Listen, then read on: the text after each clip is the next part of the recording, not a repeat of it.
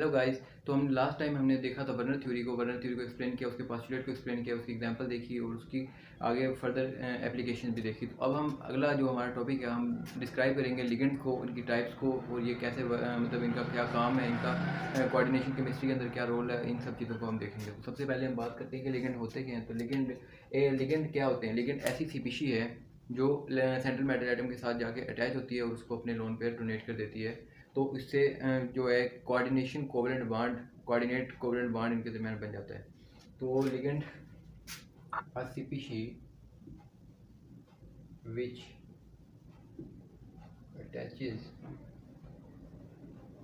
with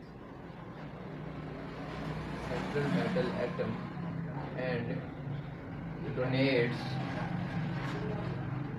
its electrons to the central metal atom।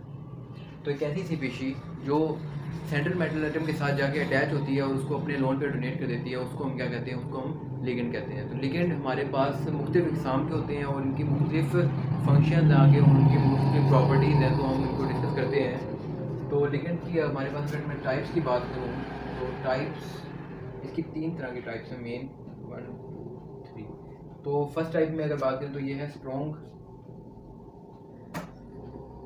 Field ligand, weak field ligand,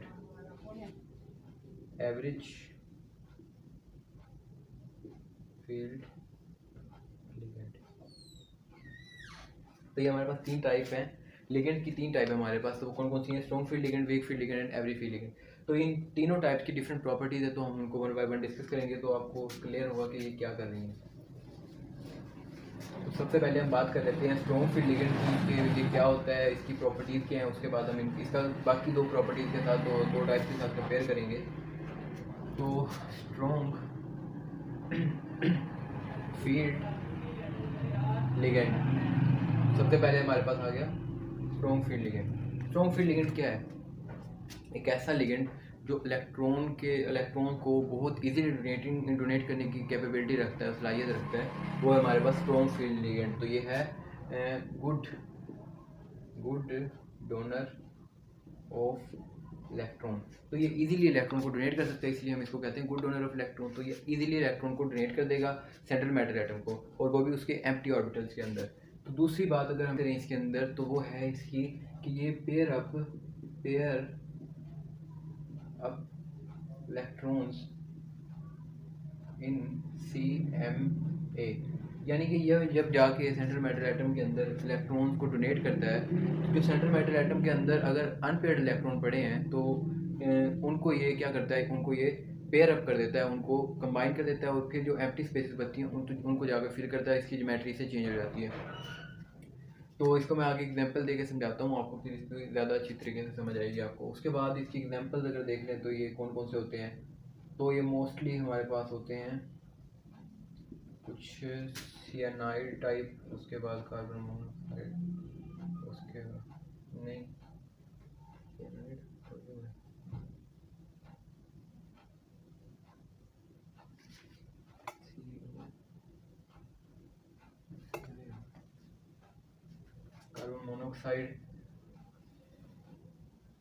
carbon monoxide, उसके बाद हमारे पास आ जाता है NH2- and NH3।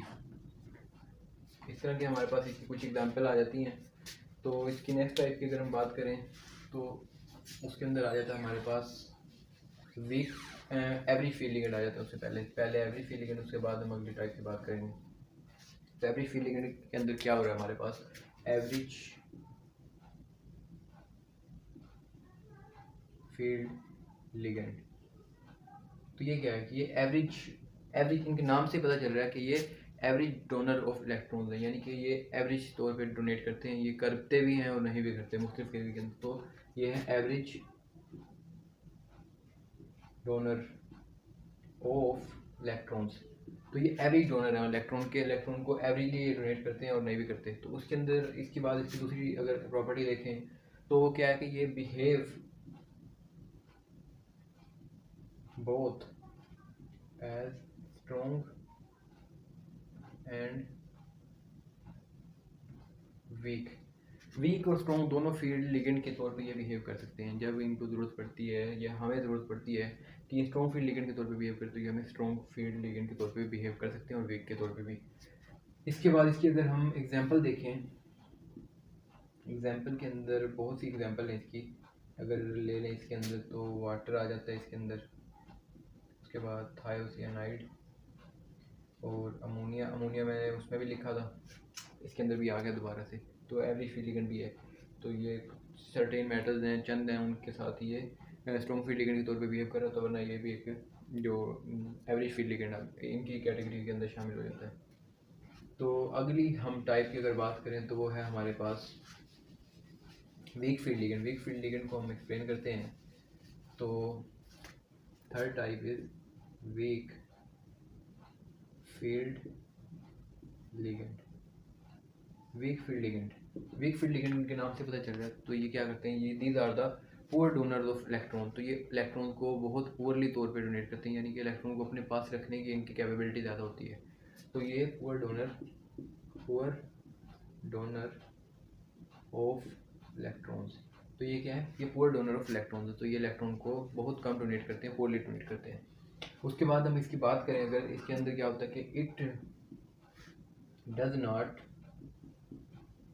Pair up electrons.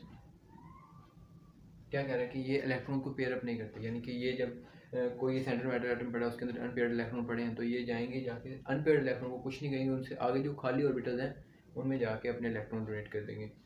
तो ये क्या कर रहे हैं, ये पेयर अप नहीं कर रहे, ये उनको तंग नहीं कर रहे। ये इलेक्ट्रॉन एक्स्ट्रा पड़े हैं, अनपेयर्ड इलेक्ट्रॉन पड़े हैं, इनके उनको अगर साथ करके जगह बनाई जा सकती थी तो ये नहीं करते, ये अपने इलेक्ट्रॉन खाली जगह में जाके डोनेट करते हैं। तो अब इसके अंदर इसकी एग्जांपल अगर देख लें,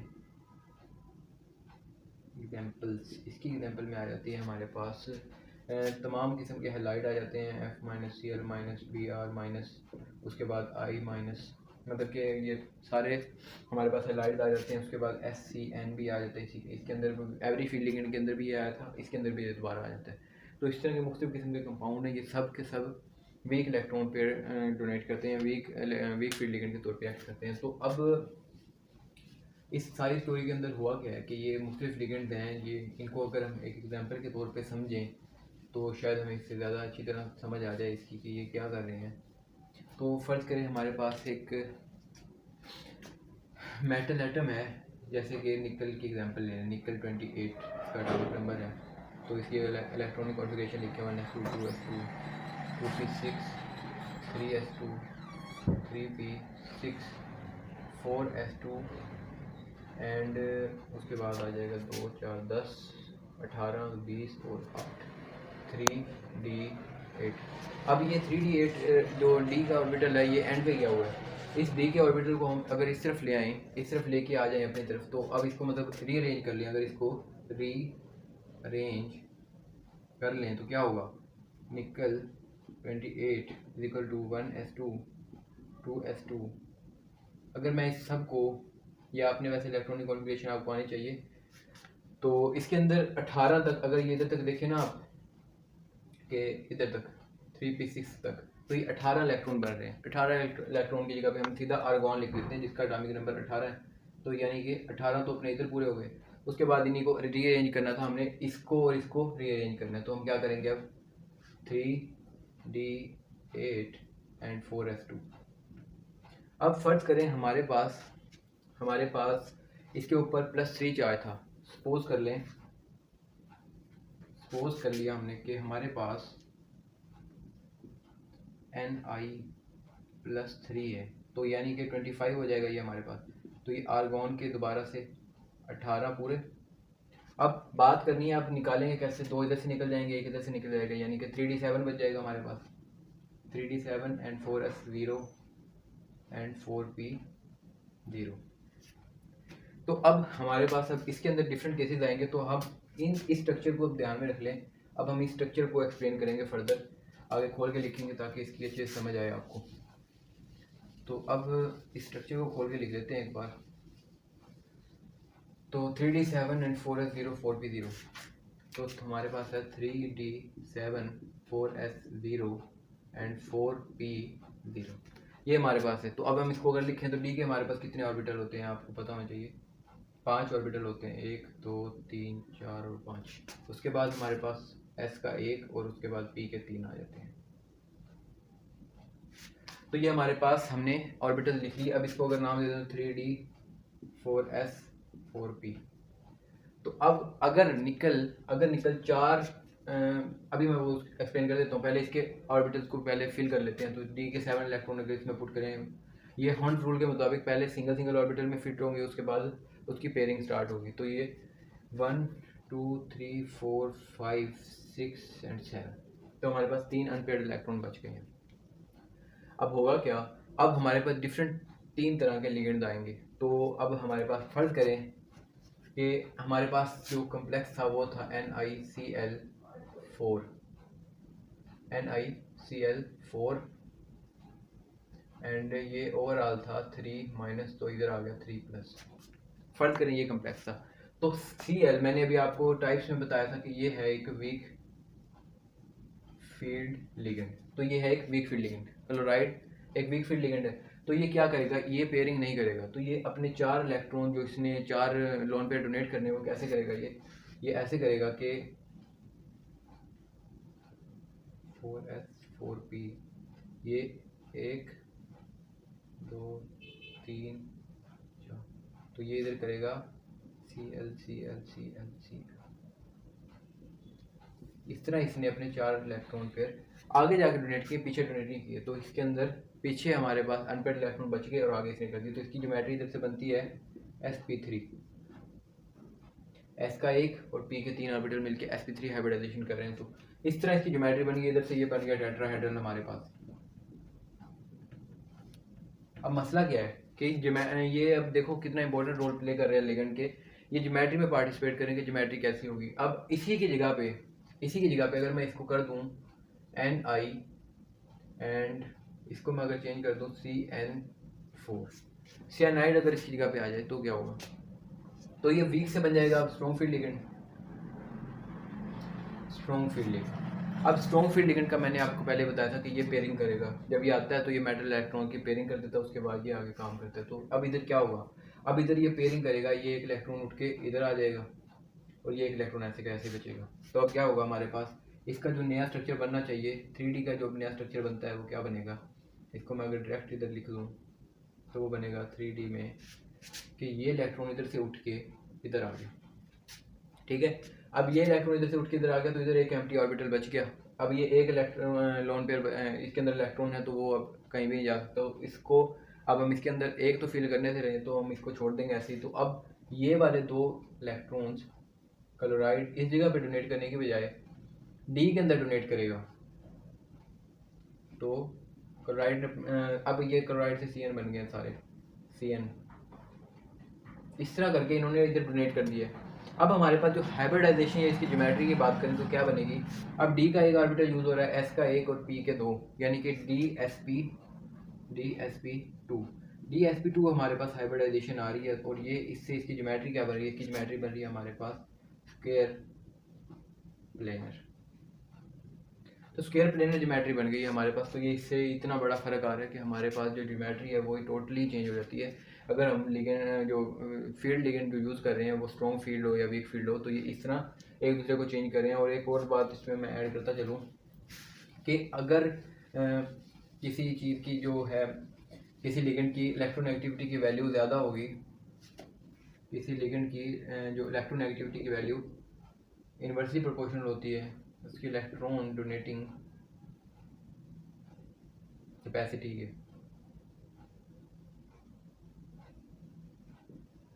यानी कि अगर कोई लिगेंड आपके पास अच्छा डोनर है, एक इलेक्ट्रॉन को अच्छी तरह डोनेट कर रहा है, तो यानी उसकी इलेक्ट्रोनेगेटिविटी वैल्यू कम होगी। इलेक्ट्रोनेगेटिविटी है क्या, कि इलेक्ट्रॉन रिटेंशन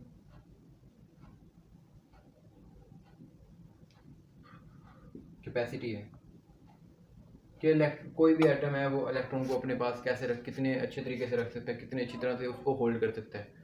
तो जो इलेक्ट्रॉन को ज़्यादा अच्छी तरह होल्ड करेंगे वो इलेक्ट्रॉन को कम डोनेट करेंगे, जो ज़्यादा अच्छी तरह नहीं करेंगे तो वो जल्दी डोनेट कर देंगे।